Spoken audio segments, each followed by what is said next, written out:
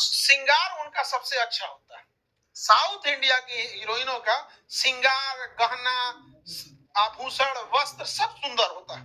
तो श्रृंगार ज्यादा अच्छा कहाँ है? South India. देखो अंग्रेज जो होते हैं ना, अंग्रेज आकर्षक दिखने का प्रयास करते हैं, इसलिए उल्टा सीधा कपड़ा पहने का, रुमाल ढक के ओढ़ लेगी सब आजकल। यार वो सुंदरता नहीं है, वो आकर्षण है।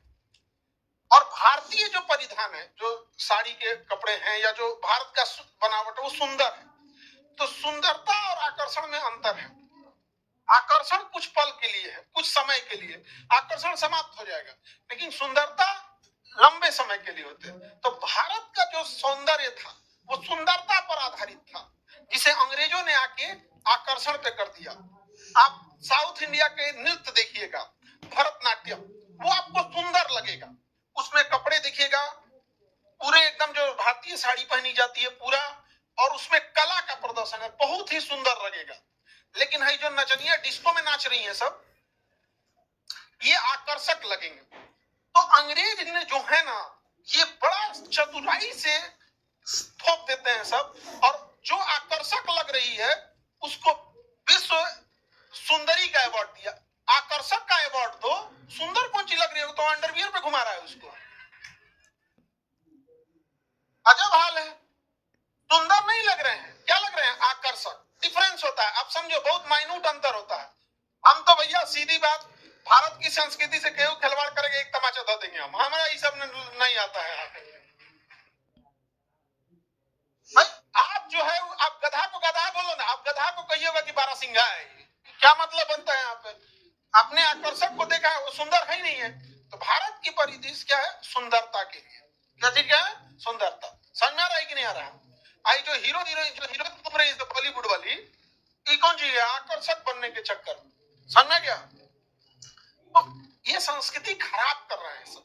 और कहते कि मैं सुंदरता, सुंदरता देखिए, ये जो आजकल का ड्रेस है, जो महिलाएं आजकल वकालत करती हैं कि मुझे आजादी है, उनसे कहिए कि यही ड्रेस अपनी मम्मी को पहनाओ ना। बाप ओ बाप, क्या है? क्योंकि उसे वो सुंदरता ही नहीं, वो क्या है? आकर्षक। क्या है? आकर्षण। क्या बात कर रहे हो, बवाल हो जो तो गाँव में, क्या है? आजादी उनको भी दो। लेकिन वही भारतीय परिदृश्य को देखिए, भारतीय परिधान को देखिए, कोई ऐतराज नहीं है। आज भी देखिए हमारे यहाँ कभी बड़ा डिफरेंस होता है, अंतर। बहुत शातिर होते हैं अंग्रेज, अंग्रेज लोग। If you are bad I am your dad. समझ में आ गया कि नहीं आ गया? अपना कल्चर थोपते हैं सब, वेस्टर्न, और कहते हैं this is modern. This is not modern. हाँ, वेस्टर्न। ये मॉडर्न बनेंगे सब अंग्रेज। आप देखो बताते हैं, स्टेम सेल का खोज अभी हुआ है 100 साल पहले। जब बच्चा जन्म लेता है ना, तो उसके जो नाभि एम्बिलिकल कॉर्ड होता है, उसको स्टोर करके आप रख सकते हैं, उससे डीएनए फिर निकाल सकते हैं। 100 साल बाद भी अगर कोई बीमारी हो गई, सपोज करें लीवर फेल हो गया और कोई एम्बिलिकल कॉर्ड रखा हुआ है, तो उससे नया लीवर बना के ट्रांसप्लांट करके लगा सकते हैं। बहुत कॉस्टली होगा, अभी फ्यूचर का ये टेक्नोलॉजी है, लेकिन उस नाभि पे पूरा सिस्टम है, उससे बना सकते हैं।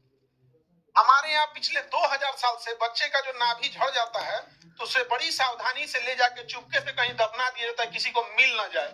उन सबको पहले से पता था कि उगरा से एकरा पे हम अटैक कर सकते हैं, या जोड़ सकते हैं, या कुछ भी कर सकते हैं। 100 साल पहले खोज के वी आर मॉडर्न। हम लोग में खराबी क्या थी कि हम लोगों ने सामाजिक इतना ताना बाना बुन दिया ना, ये जाति अलग, वो धर्म अलग, ये इसी में किचड़ा कचाहीन करके रह दिए। नहीं समझे? यही गड़बड़ा गया। तो शंकराचार्य ने इसी चीज को दोबारा लाने का प्रयास किया था, अपनी चारों ओर अपनी संस्कृति को बचाने। तो ऊपर में